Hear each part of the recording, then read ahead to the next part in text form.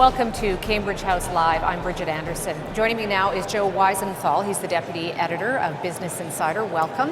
Thanks for having me. You have a very big role. You're going to be the moderator of the debate between Gordon Chang and Frank Holmes. Now, I don't want to put you right on the spot because you are supposed to be impartial, but I'd like to get your take on what you think is happening in China right now. I think pretty clearly, obviously, the economy is slowing down from the gangbusters growth that we saw right after the crash, when they spent tons of government money and rebuilt the infrastructure, and basically avoided getting trapped like everyone else did. I'm personally more on the optimistic side. I think that the country still has tons of leeway to keep investing. The fact of the matter is, from a demographic standpoint and just sort of a development standpoint, it's still a rather poor country, which means it seems to me they have a ton of runway. Obviously, they have the real estate issues, and there's certainly issues with the banking system, but the government has plenty of money. Seems to me they have plenty of tools to deal with it, and I'm optimistic. So what do you think the impact of what's happening in China, given that you're a little on the optimistic side, what's the impact for North American commodities then? I think that's a big story for a long time, basically. Again, things may slow down here and there. Obviously, as the country tries to transition from a more investment-based economy to a consumption-based economy, there will be some, changes in commodity demand and so forth. But the fact of the matter is that when you have a country that's still on a GDP per capita basis, about as rich as Albania is, with the intention of being a huge, rich player in the world, that's just a big story that's going to go on for a long time. Speaking of big stories, you cover a lot of them, Business Insider. So when you take a look at some of the global market issues, what besides China, besides Asia, what do you think is really important for investors to watch for now? Well, I think there's still, I tend to be optimistic in general these days, and I think right now you have still this, basically since the 2008-2009 financial crisis, just this incredible deep-seated fear. People think the crash is going to repeat very soon. I think that's actually been the story of the last few years. Everyone thinks it's right around the corner again. We had a scare in late 2011 where it really seemed like with Europe things were going to come apart. And there will be another extreme crash again. That's just how history and financial markets are. But right now it seems that there's still so much fear that just normalization, just sort of mediocre growth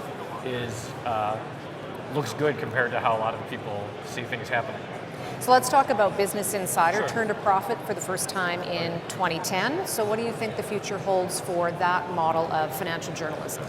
We're really optimistic about internet-based news, and there's a huge runway available to us just for building a news publication that's perfectly optimized for online. Whether the speed of the internet, the flexibility of the internet, the ability to create posts and stories that are perfectly tailored for the medium. When you look at the competition with a lot of legacy print products and so on, there's just there's tons of opportunity. And we're still really small.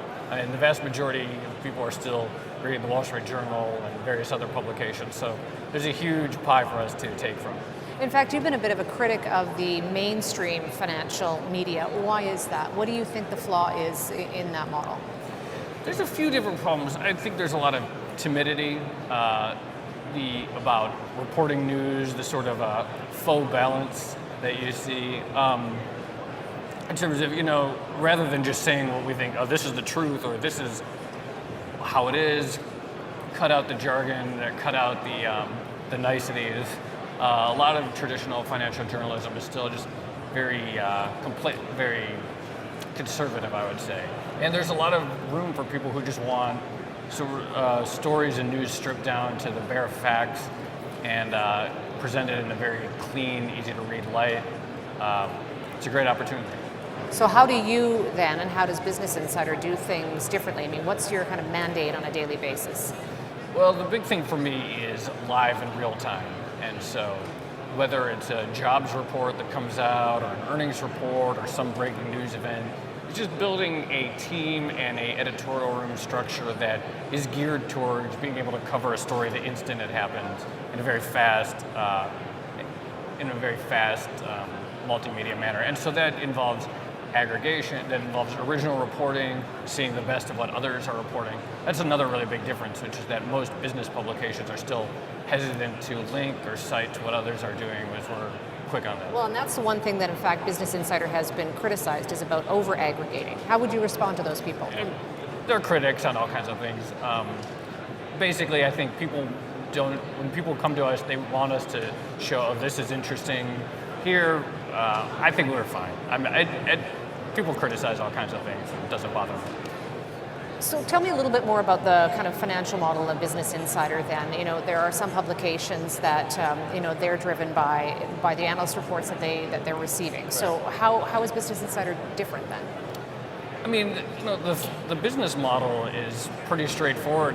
We want to get really big, and obviously most sell ads against that.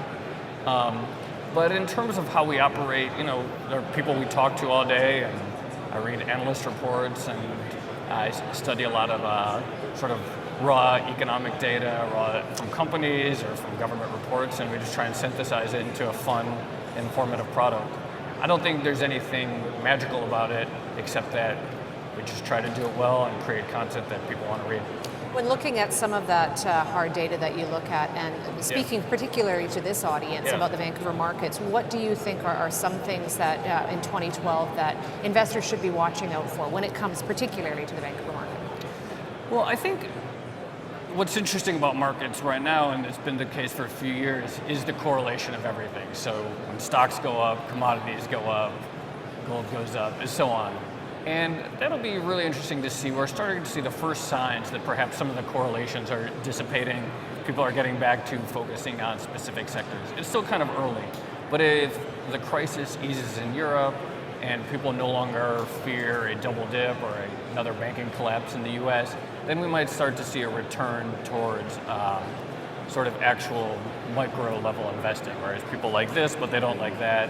People like this commodity, this other commodity, not so much.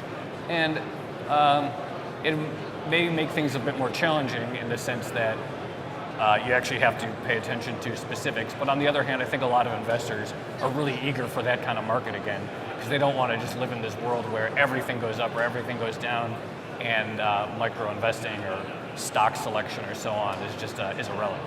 You've got your work cut out for you when you're going to be moderating the debate between Gordon Chang and Frank Holmes. What are some particular things that you're going to be honing in on when speaking to the two of them?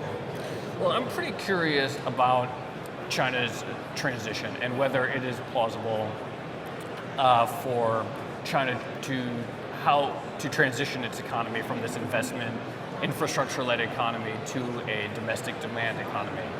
And it seems logical that in the long run they'll be able to do that, but a lot of the bull case on China seems to be based on this idea that there'll be a smooth handoff, that they can just drop the investment aspect and that the domestic demand will pick up. And I'm hopeful that could happen, or I would suspect that it could, but I'm pretty curious about that and how realistic that is. And also just whether the Chinese model whether they can keep extending it so that half the population still doesn't live in the cities. In fact, I think just recently, for the first time now, the majority of Chinese do live in urban areas. But that means there's still a huge chunk of the economy that they need to extend the model to, and seeing how realistic that is. And I'm also really concerned about social unrest and how long they can keep the sort of centrally planned, non-democratic version of the economy going before people really get upset about it. I want to cut back to Business Insider for a little bit and ask you about your editor-in-chief, Henry Blodgett. Some controversy around him as well, involving his punishment from the SEC. So how much of an impact does that have on the job that you're trying to do as a journalist, or does it have any at all? No, it's nothing. He's a great editor and really sharp, and knows his stuff really well, and it's been fantastic. Any lessons learned there that he's passed on that you take when you're putting on your journalist hat and covering different stories? Actually, I'd say one lesson is just, how, well, actually, from a media perspective, it's a good, how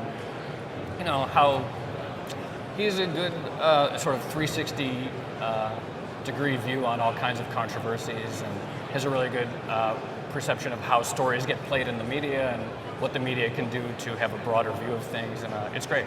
be great. One last question, because you covered the Occupy movement so much. Yeah. I really would like to get your take on it from your personal viewpoint about whether you think this is a real harbinger of where things are going to go in a social scheme.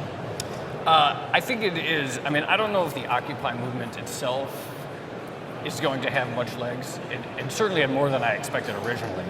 But I think this is a real phenomenon, that this sort of class angst, people feeling that, especially with the student loan size of student loans as they are, people coming out of college without good job opportunities. I don't think this is going away. This sort of anger towards the wealthy, or just this feeling of alienation people have towards the economy. And regardless of one's political viewpoints, left or right, there's a serious, I'd say, concern that people should have about the economy and about the stability of the U.S. political system. So one way or another, it's going to have to be addressed. And unless the U.S. economy really takes off and unemployment plunges, knock on wood, maybe that'll happen, I don't think this is going away. Joe, it's been a real pleasure. Thanks for joining us. Thanks.